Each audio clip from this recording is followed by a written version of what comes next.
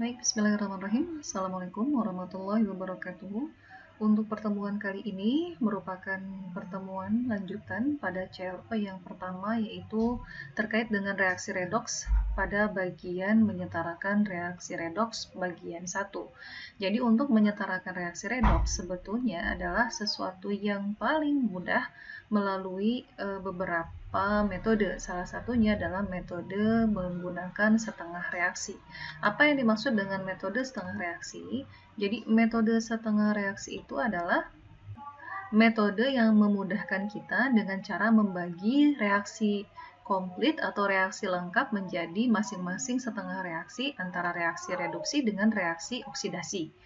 Karena yang kita ketahui bahwa reaksi redoks ini tidak bisa berdiri sendiri, pasti kalau ada yang mengalami reduksi, maka akan ada yang mengalami oksidasi.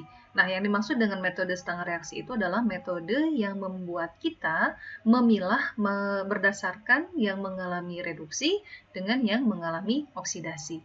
Jadi, sebagaimana setengah reaksi ini tadi saya sampaikan, maka langkah pertama dalam reaksi redoks adalah kita harus bisa menentukan mana yang mengalami oksidasi dan mana yang mengalami reduksi terlebih dahulu. Beberapa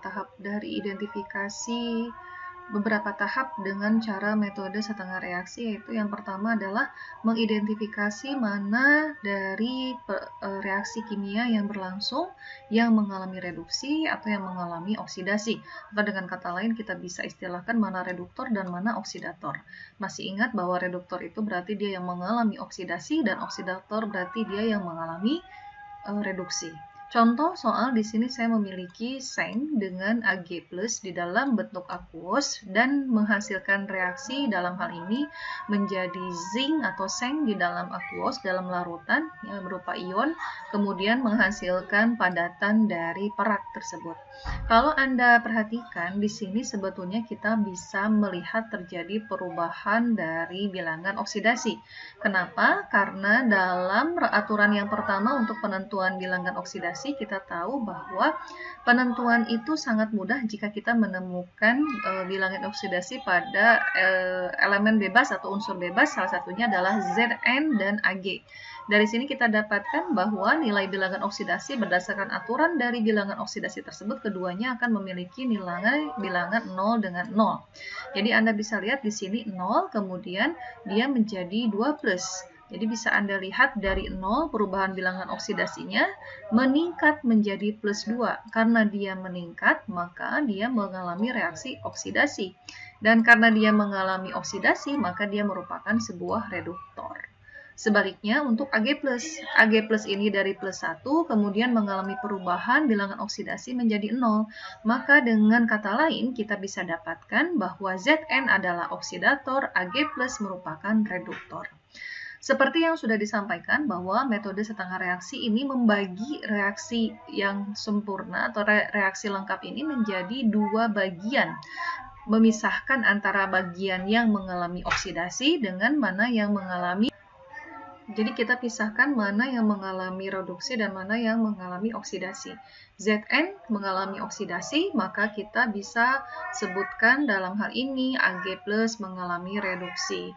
Pada tahap kedua ini kita tuliskan masing-masing reaksi, sehingga ketika kita sudah menuliskan masing-masing reaksi menjadi setengah reaksi. Setengah reaksi yang pertama adalah reaksi oksidasi, yaitu yang sudah kita identifikasi. Ini merupakan reaksi yang dialami oleh Zn padatan menjadi ion Zn2+ ya.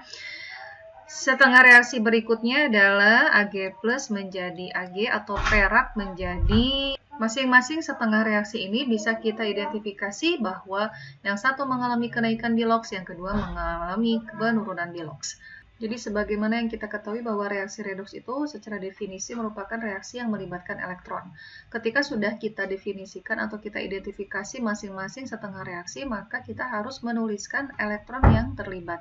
Kita lihat pada reaksi setengah pertama, yaitu kenaikan bilox di sini dari Zn menjadi Zn2+, maka harus ada elektron yang terlibat. Elektron yang terlibat adalah elektron yang kemudian ditandai sesuai dengan definisi. Kita mulai dari setengah reaksi yang pertama, yaitu dengan cara menuliskan kembali bahwa Zn menjadi Zn2+, agar kemudian muatan kiri dan kanan ini setara, ya, maka di sini Zn melepaskan 2 elektron agar muatannya sama-sama dengan 0. Sebaliknya dengan Ag+, supaya dia di sini 0, karena di sebelah kanan 0 dan di sini +1, maka kita harus menuliskan 1 elektron terlibat pada reaksi reduksi. Kalau kita perhatikan dengan reaksi yang sama, ini adalah reaksi setengah, ya, setengah reaksi, melibatkan 2 elektron pada reaksi oksidasi, sedangkan pada reaksi reduksi melibatkan 1 elektron saja. Maka yang harus dilakukan adalah untuk menyetarakan jumlah elektron yang terlibat. Caranya dengan menggunakan faktor pengali agar bisa membuat jumlah elektron ini, baik di oksidasi maupun reduksi, sama. Bagaimana cara kita mengalikannya? Antara 2 elektron dengan 1 elektron kita kalikan dengan satu bilangan yang bisa menghilangkan jumlah elektron tersebut. Yaitu kalikan setiap setengah reaksi dengan faktor pengali sehingga ketika setengah reaksi ditambahkan, elektron tersebut akan hilang.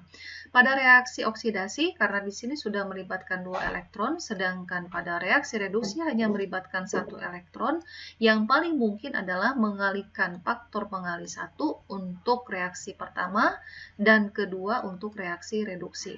Dengan demikian, kita akan dapatkan jumlah elektron yang terlibat di atas dan di bawah pada oksidasi dan reduksi memiliki jumlah elektron yang sama, yaitu sebanyak 2 elektron. 2 elektron ini bisa kita eliminasi sehingga reaksi setengah kita kembalikan menjadi reaksi lengkap Zn ditambah 2Ag+ ditambah Zn menjadi Zn2+ dan 2Ag.